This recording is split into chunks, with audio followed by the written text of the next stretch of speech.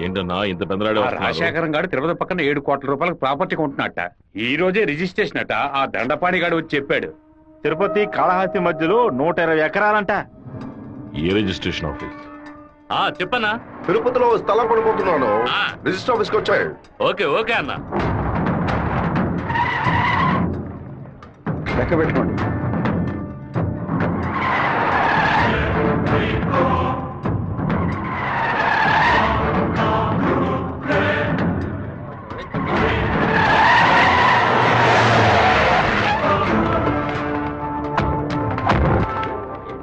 అన్నా ఇక్కడికి వచ్చారా? ఇక్కడేం చేస్తా ఉండవు? ఓ స్థల రిజిస్ట్రేషన్ పని మీద వచ్చాను. ఎవరు డబ్బుతో కొన్నావు? ఊరి ప్రజలకు మంచి చేస్తావని నేను ఎమ్మెల్యేని చేస్తే ఏటీఎంను దోపిడీ చేసి ఆస్తి సంపాదించుకుంటున్నావా? ఏంటన్నా దోపిడీ గిఫ్ట్ అని మాట్లాడతారు? ఎంత పెట్టి కొన్నావు? 70 లక్షల కన్నా. నువ్వు చెప్పేది నిజమేనా? నిజమేనా? ఆ బండి నా పంటరా. అయ్యా, మీ సమస్యల్లో మమ్మల్ని ఇరికించొద్దు. మొత్తం వాల్యూ 7.5 కోట్లు. మాది పెద్ద కుటుంబం. ఈ డబ్బు అందితేనే మా ప్రాబ్లమ్స్ అన్ని సాల్వ్ అవుతాయి. మీ డబ్బుకు వచ్చినటువంటి ఆపద ఏమీ లేదు. కాకపోతే ఈ సమస్య పూర్తయినంత వరకు మీరెవరు ఇక్కడి నుంచి కదలకూడదు. ఎక్కడి నుంచి వచ్చాయి నీకు 7,30,00,000 రూపాయలు? కలపగొట్టు నుంచి వచ్చిందా, ఎరువు కొట్టు నుంచి వచ్చిందా? లేదన్నా, భార్య నగలమ్మేను. వ్యవసాయంలో కొంచెం డబ్బు వచ్చింది. ఓహో, నీ పెళ్ళం 40 కిలోల బంగారం తీసుకొచ్చిందా? ఏంటన్నా కొంచెం మర్యాద ఇస్తే ఓవర్గా మాట్లాడుతున్నావు. అనంతపురానికి నేను ఎమ్మెల్యేనా, మీరు ఎమ్మెల్యేవా? అన్నిటికీ సంజాయిషులు చెప్పాలా? అందరూ ఇంటి నుంచి డబ్బులు తీసుకొచ్చే పార్టీ పడుతున్నారా?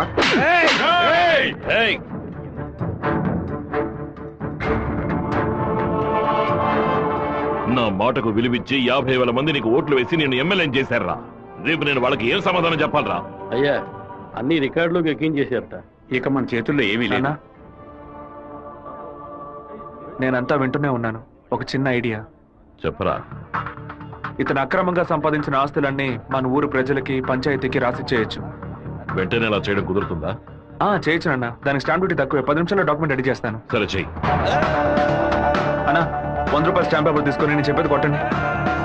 అనంతపురం జిల్లా పులివెందుల గ్రామం వెంకయ్య వీధికి చెందిన సుంకర సుందరమూర్తి గారి పెద్ద అబ్బాయి రాజశేఖరం అనబడే నేను మనస్ఫూర్తిగా రాసిచ్చినది ఏమనగా, తిరుపతి పక్కనున్న సర్వే నంబర్ 141, 142, 143 కిందకు వచ్చి 120 ఎకరాల భూమిని అనంతపురం జిల్లా వాసులకి హృదయపూర్వకంగా రెడీ నాన్న. లోపలికి వెళ్ళి సంతకం పెట్టు, లేదా గవర్నమెంట్ జీబ్ లో పోయి చువ్వలు లెక్క పెట్టాలి. వెళ్ళు.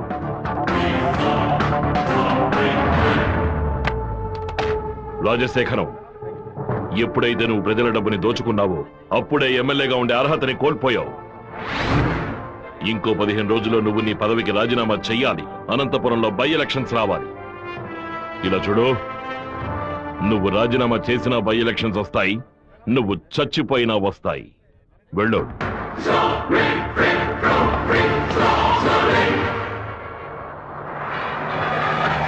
ఏంటన్నా ఇది? 4 రోజుల నుంచి ఇక్కడే ఉన్నాం. ఊరు నుంచి అక్కేమో ఫోన్ చేస్తా ఉంది. ఏ ముహూర్తం నిలబట్టావురా? వాడు నన్ను కొట్టిన విషయం జిల్లా అంతా తెలుసుంటుంది. మానం పోయింది, మర్యాద పోయింది, దాచుకున్న డబ్బు అంతా పోయింది.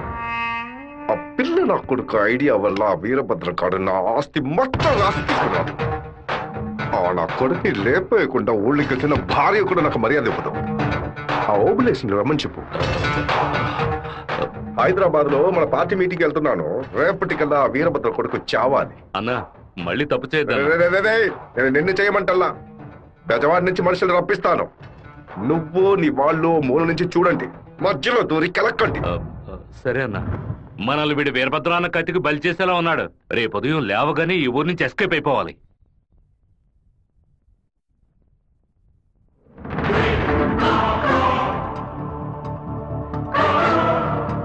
అన్నా, ఆ ఓప్లెస్ గడు తిరుపతి రిజిస్ట్రేషన్ ఆఫీస్కి వచ్చాడు. నన్ను చూడగానే తప్పుకున్నాడు. వాడికి మా అబ్బాయికి ఏదో గొడవ అయ్యింది. రాజశేఖరం రిజిస్ట్రేషన్ కి వాడెందుకు రావాలి? ఏదో తేడాగా ఉంది. అయ్యా చెప్పండి అయ్యా. మన శివకి ఆ పీటర్ గాడికి ఏంటి గొడవ? అయ్యా అది దాచి పెట్టకుండా నిజమేంటో చెప్పు.